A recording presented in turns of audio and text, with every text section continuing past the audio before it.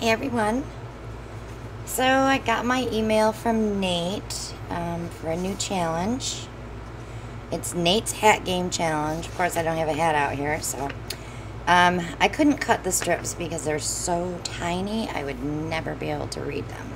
So what I did is I numbered them. So when I pull 3 out of here, I can just read them off. So we have to pick 3 challenges out of here to do on one painting. So I'm going to go ahead and pick 3, and I'm not looking, so so my first one is 15, and I'm hoping I don't get 86 because it says you have to sing, and I can't sing on my channel because I'll get a copyright infringement. 65,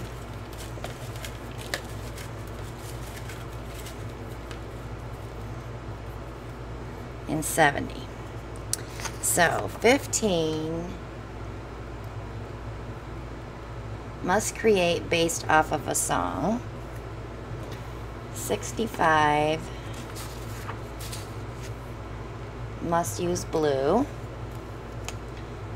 and 70 must use rainbow. So that should be pretty easy. So we can base it somewhere over the rainbow using blue and doing the rainbow. So let me get my materials and I'll be right back.